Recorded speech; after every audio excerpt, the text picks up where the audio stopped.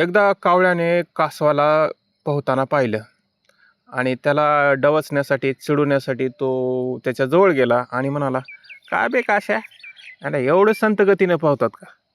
काय येतं तुला पोहता? अरे मी तुझ्यापेक्षा बहाद्दर आहे, चांगल्या प्रकारे तुझ्यापेक्षा जास्त गतीनं पोहू शकतो." का असं म्हणा, "एक काळ्या आहे ना, तू जास्त बोलू नको. तुला जरी उडता येत असेल ना, तर मला पण तुझ्यापेक्षा जास्त उडता येतं, है ना. जास्त बोलायचं नाही."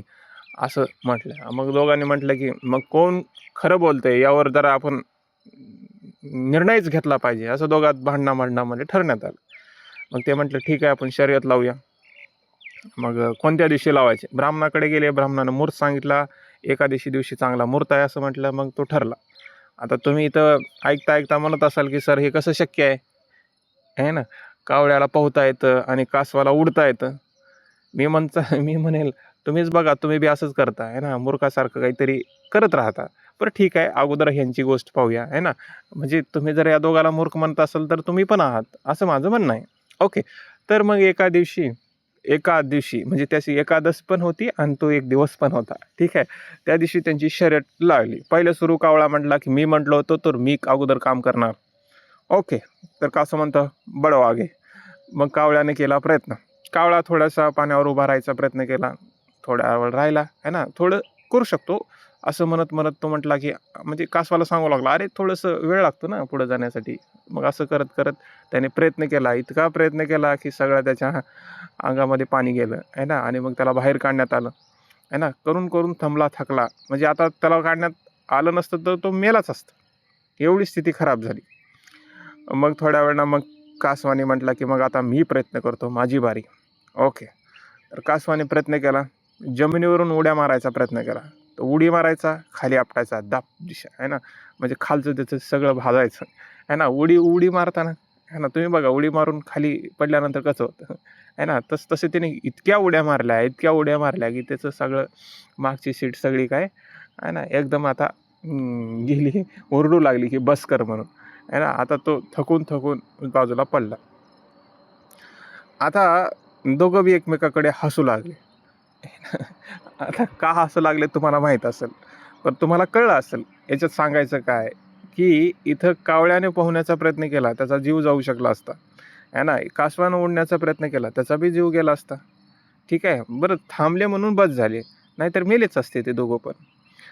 मोरल ऑफ द स्टोरी ही आहे, की कावळ्यानं पोहण्याचा प्रयत्न करू नये आणि कासवानं उडण्याचा प्रयत्न करू नये. तसं केलं तर अवघड होतं. म्हणजे आता तुम्ही तेच करताय म्हणून तुम्हाला मी सांगतोय, की कधी-कधी काय होतं, की आपण बरंच काही मिळवलेलं असतं. आपापल्या क्षेत्रामध्ये, आपापल्या गोष्टीमध्ये, परंतु आपल्याला कळतच नाही आणि आपण म्हणतो, की आपल्याला पोहता येत नाही. पण मी अपयशी आहे. कोणी म्हणतं, की मला उडता येत नाही म्हणून मी अपयशी आहे. खरं तर तुम्ही मागं जाऊन पाहायला पाहिजे. बघा, तुम्ही 7वी, 8वी, 9वी ला असताना आपल्याला सांगण्यात आलं होतं, की हे जे की तुम्ही परीक्षा दिलात, नवोदय दिलात, स्कॉलरशिप मिळवलात, हे काहीच नव्हतं. याला काहीच नाहीये. आता तुम्ही 10वी परीक्षा द्याल ना, त्यात जर तुम्ही जास्तीत जास्त टक्के नाही मिळवलात, तर तुमचं काहीच नाहीये. तुम्ही एकदम बेकार आहात, बेकार प्राणी आहात, आहे ना. असा दबाव दिला आणि तुम्हाला परीक्षा देण्यासाठी बरंच काही प्रेशर वगैरे करून काम करण्यात आलं आणि तुम्ही मार्क मिळवलेत, आहे ना. मेहनतीने, कष्टाने, दबावाने कसे का असेना तुम्ही मिळवले. 10वीलाच चांगल्या प्रकारे मार्क तुम्ही मिळवलेच असतील. मिळवलेत ना? बघा तुमची मार्कशीट. त्याच्यानंतर मग 11वीला गेल्यानंतर परत ओरडून सांगण्यात आलं, की हे काहीच नसतं. आता पुढं जायचं असेल तर 12वी महत्त्वाची आहे. त्यातल्या त्यात नीट, CIT इतर एक्झाम खूप महत्त्वाच्या आहेत. त्या दिलात तर तुम्ही म्हणजे 12वीच्या बोर्डाच्या एक्झामला काही नाही. परंतु ह्या एक्झाम क्रॅक केलात तर मग तुम्हाला मेडिकलला, इंजिनिअरिंगला, इकडं-तिकडं सगळीकडे जाता येतं. परत धडपड सुरू झाली. परत तुम्ही चांगले मार्क मिळवलात. कमी जास्त असतील पण मिळवलात. परत चांगल्या कॉलेजला ॲडमिशन मिळालं. म्हणजे 10वीची सक्सेस आहे, 12वीचं सक्सेस आहे, नीटचं सक्सेस आहे. आता मग पदवीला गेल्यानंतर एक्स्ट्रा करिक्युलर ॲक्टिव्हिटी केला असेल. बऱ्याच गोष्टी परीक्षा दिला असताल, वादविवाद केला असाल, बरंच तुम्ही केलं असेल. स्टेट स्तरावर, आंतरराष्ट्रीय स्तरावर तुम्ही गेला असाल त्याच्यामध्ये. चांगल्या प्रकारे पुन्हा पदवी पण मिळवली. ठीक आहे. असं त्याच्यामध्ये झालं असं आणि पदवी करता कोणी सांगितलं, की हे नोकरी कंपनीत वगैरे करण्यापेक्षा आता तुम्ही काय करा, IAS बना, IPS बना. कुठल्यातरी YouTube वगैरे पाहून, सगळ्या गोष्टी पाहून तुमच्या मनामध्ये ते आता आलं असेल, आहे ना. म्हणजे आता तुम्ही एकदम चांगले होता, चांगल्या स्थितीमध्ये तुम्ही जाऊन नोकरी वगैरे करू शकला असतात, बाकीच्या करू शकला असतात, परंतु आलात लोकांचं ऐकून की आता बनायचे IAS वगैरे, हे करायचे ते करायचे. काही जणांनी तर अगोदरच सुरुवात केली असेल, आहे ना. म्हणजे सगळं स्किप करून तेच सुरू केलं असेल. तरी पण मग आता आता इथं तुम्ही परीक्षेला गेलात, आहे ना. कॉम्पिटिशन आहे, स्पर्धा परीक्षेचा 1-2 वर्ष अभ्यास केलात आणि पालथे पडलात. तोंडावर पडला असाल, आहे ना. मागं इकडं-तिकडं काही झालं असेल. आता शेवटी काय म्हणायला लागलात तुम्ही, मी अपयशी आहे. म्हणजे इतकी दिवस तुम्हाला यशाची सवय झाली होती आणि तुम्ही आता अपयशी स्वतःला वाटायला लागला असतं. परंतु तुम्ही कधी विचार केलात का, खरंच तुम्ही अपयशी आहात का? जर एखादा विद्यार्थी 21 वर्षापर्यंत सतत यश मिळवतोय, छोटं-मोठं कसं का असेना यश मिळवतंय, तर तो एकदम 22व्या वर्षी कसा अपयशी होऊ शकतो? म्हणजे असं कसं होऊ शकतं? पॉसिबल आहे का असं?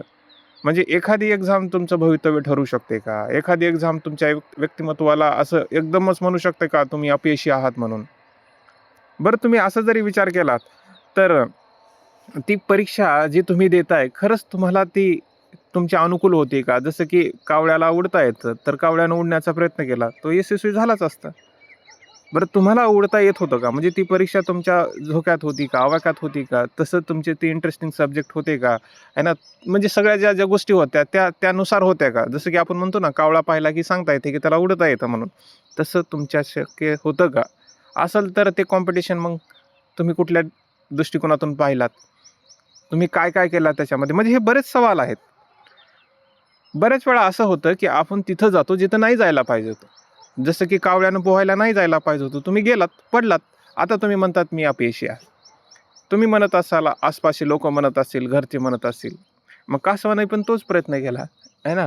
जाऊन उडण्याचा प्रयत्न केला. तसंच म्हणजे कधी-कधी असं होतं की आपल्या जीवनामध्ये की आपण अपयशी होण्याचं कारणच नसतं. आपणच काहीतरी वेगळा मार्ग निवडलेला असतो आणि त्याच्यामुळं मग आपल्याला वाटतं की हे आपल्याला होत नाही. म्हणजे ती सवय झालेली असते ना प्रत्येक गोष्ट मिळवण्याची. बरं, कधी-कधी स्पर्धेमध्ये अशा गोष्टी होतात, ज्या सगळ्या गोष्टी म्हणजे आपल्याला सहज प्राप्त झालेल्या असतात, त्या सहज प्राप्त होत नाहीत.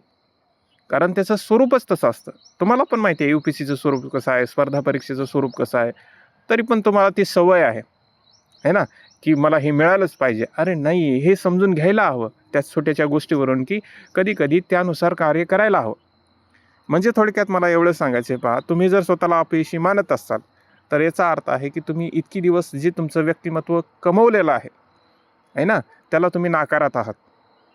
आणि खरंच जर तुम्ही विचार केला, तर खरंच तुम्ही विचार करा, की यश आणि अपयशाची व्याख्या करता येते का?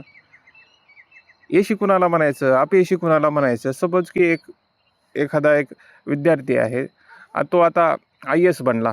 सपोज करा IAS बनला आणि उद्या चालून भ्रष्टाचार केला. मग तुम्ही त्याची डेफिनेशन कसं करणार? ठीक आहे. सपोज करा की गेल्या वर्षी एखाद्या विद्यार्थ्याला IPS हे अलोकेशन करण्यात आलं. तरी पण त्याने दुसऱ्या वर्षी प्रयत्न केला आणि त्याला दुसऱ्या वर्षी काहीच मिळालं नाही. म्हणजे तो प्रीच क्लिअर करू शकला नाही. तर तुम्ही आता काय म्हणणार त्याला? असं झालंय का नाही? का होत नाही असं? होतं ना. म्हणजे तुम्ही जी व्याख्या करताय यश अपयशाची, खरंच इथं पॉसिबल आहे का? व्याख्या करता येते का? का उगाच ते पानपट्टीवाल्यासारखा तुम्ही विचार करता? आहे ना. म्हणजे उगाच कुठेतरी बसून काहीतरी दिमाग वापरून कोणी काहीतरी बोललं तर त्याला मनाला लावून घ्यायचं. तुमची अडचण ती नाहीच बरं का. तुम्ही स्वतःची किंमत जर पैशामध्ये मोजत असाल, तर तुमची खूप मोठी अडचण आहे. कारण तुम्ही तेच करताय. मी काहीच नाहीये, मी काहीच कमवत नाहीये, मला काहीच नाहीये. हे काय आहे? म्हणजे तुमची मुख्य अडचण ही आर्थिक असू शकते, म्हणून तुम्ही स्वतःला अपयशी मानता. खरं तर तुम्ही अपयशी वगैरे नसतात. पहा, तुमची जर आर्थिक अडचण असेल, तर तुम्ही दुसरे मार्ग शोधायला हवे. म्हणजे याच मार्गाला जाण्यापेक्षा किंवा स्पर्धा परीक्षेमध्ये भटकत बसण्यापेक्षा तुम्ही प्लॅन बी, प्लॅन सी, डीवर या काम करायला हवं, की बाबा माझी अडचण हे नाही आहे, की मी स्पर्धा परीक्षेमध्ये जिंकलो किंवा हारलो. माझी ही आहे, की मी सध्या काही कमवत नाही. तर त्यासाठी दुसरा मार्ग शोधा ना. कशाला कोसताय स्वतःला, आहे ना? किंवा कशाला स्वतःची जिंदगी तर बरबाद करताय. पहा, मी असं म्हणणार नाही, की तुम्हाला ती गोष्ट मिळणार नाही किंवा मिळू शकते. हे याचं काही घेणं-देणं नाही आहे. परंतु तुम्ही स्वतःला कमजोर समजणं, डिप्रेशनमध्ये जाणं, आहे ना? किंवा काहीतरी करत बसणं, या गोष्टीत काही अर्थच नाही. सार्थकता नाहीच. खरं तर कोणत्याच गोष्टीमध्ये सार्थकता नाही आहे. तुम्ही IAS बनलात तरी बी तुम्हाला वाटेल, की हे सुद्धा कमी अपुरंच आहे.